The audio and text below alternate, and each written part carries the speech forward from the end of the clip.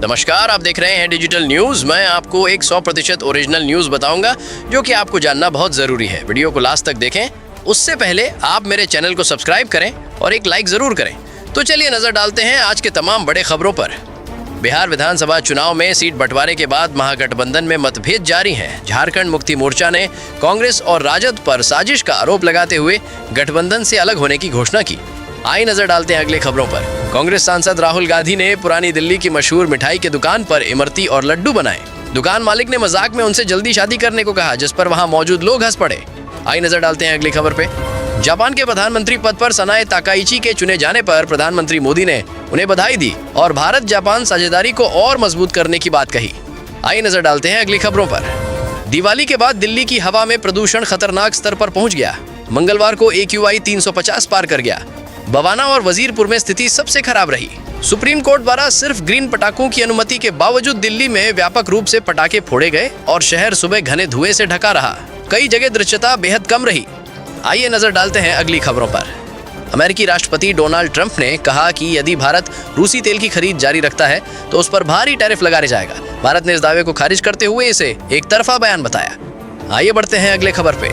दोपहर में राष्ट्रपति भवन के गेट नंबर 31 के पास एक इमारत में आग लग गई। 5 दमकल गाड़ियां मौके पर पहुंची और 20 मिनट में आग पर काबू पा लिया गया। किसी के घायल होने की खबर नहीं है। आइए नजर डालते हैं अगली खबरों पर।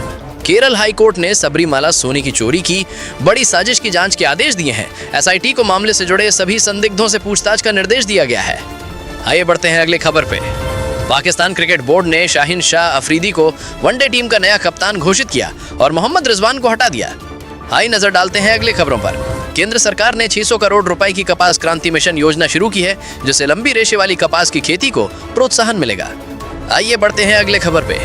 AR रहमान ने गूगल क्लाउड के साथ मिलकर सीक्रेट माउंटेन नामक AI आधारित डिजिटल अवतार बैंड लॉन्च किया, जिसमें कई देशों के कलाकारों के वर्चुअल रूप शामिल हैं। आइए नजर डालते हैं अगले खबरों पर। बिहार चुनाव के पहले चरण के लिए 131 सीटों पर 1314 प्रत्याशी मैदान में हैं। पहले चरण का मतदान 6 नवंबर को होगा। आइए नजर डालते हैं अगले खबरों पर। जन स्वराज के प्रमुख प्रशांत किशोर ने कहा कि भाजपा के दबाव में उनके 3 उम्मीदवारों ने नामांकन वापस ले लिया है। हालांकि बाकी सभी चुनाव लड़ेंगे। आइए बढ़ते हैं अगले खबर पे।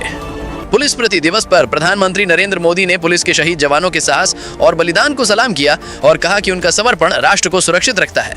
आइए नजर डालते हैं अगले खबरों पर।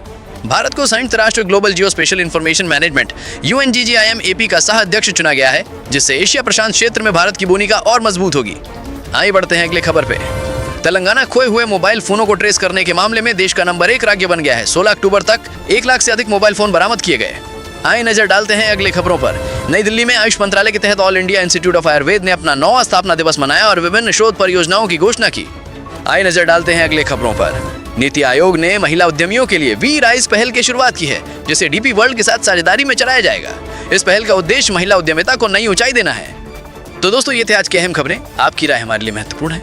हमें कमेंट में जरूर बताएं और चैनल को सब्सक्राइब करना ना भूलें। धन्यवाद।